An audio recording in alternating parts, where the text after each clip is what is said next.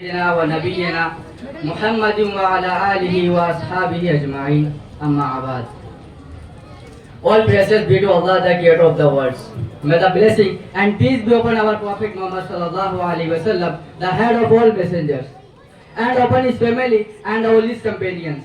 Permanent guests, सरफरोशी की तमन्ना अब हमारे दिल में है, सरफरोशी की तमन्ना अब हमारे दिल में है, देखना है जोर कितना बाज हुए कातिल में. The audience and beloved brothers, today on this auspicious occasion, I am going to deliver a speech on topic of Indian Independence Day. As you know very well, it's the most important day for all Indian citizens. It's the day when we got freedom from British rule. After many years and sacrifice of our great freedom fighters of India, we celebrate this day every year on 50 levels for sacrifices of our great freedom fighters in Urma.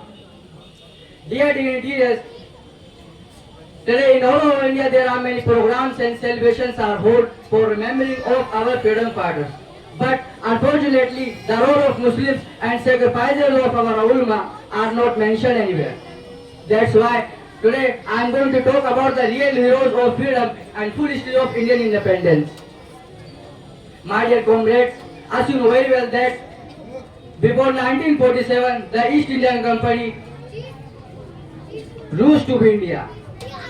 The British came in India in 1608 and later the established the East India Company became more powerful in 1757. The first military force came in India which was Robert Clive led and fought against the Nawab Siraj-ud-Dowla.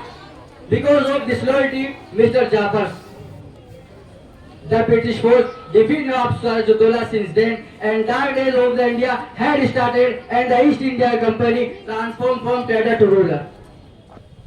My dear friends, after the Battle of Plassey in 1767 and later the Battle of Buxar in 1764, the East India Company became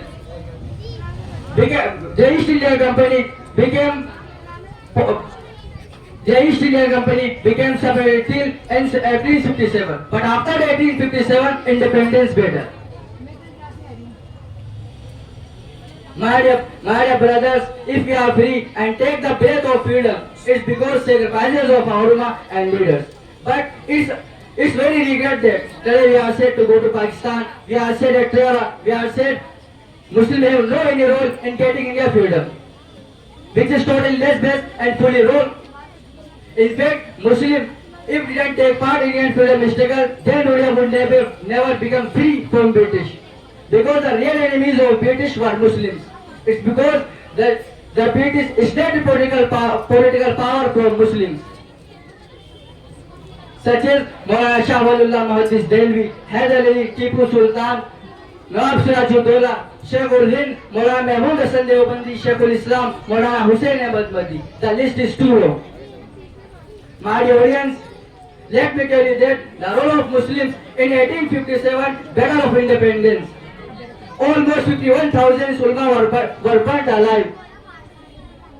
There were no any trees left between Red Fort and Chandni Chowk, on which ulama were not hanging. Thousands of ulama were burnt alive. Millions parts of the Holy Quran were burnt. It's because they endorsed the fatwa against British. My dear brethren, now I would like to ask you that how can you forget that the first person who endorsed the fatwa against British and said today India became slave was not anyone but a Muslim? How can you forget that the first person who fought against the British was not anyone but a Muslim?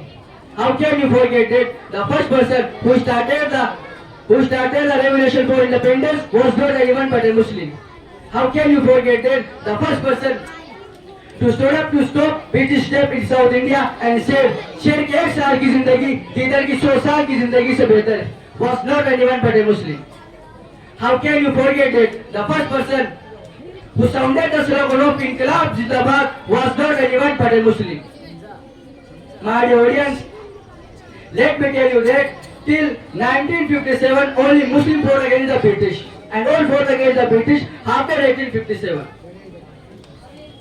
Dear comrades, the great freedom fighters were Syed Ahmad शहीद, सैयद इस्माइल अहमद शहीद, मौलाना शरीयतुल्लाह, शेखुल हिंद मौलाना महमूद हसन देवबंदी, महात्मा गांधी, चंद्रशेखर आजाद, सुभाष चंद्र बोस, मौलाना अली मियां जौहर, मौलाना शौकत अली जौहर.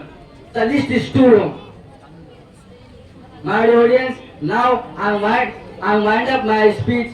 May Allah guide us to the strength path. Wa akhiru da'wana alhamdulillahi rabbil alamin.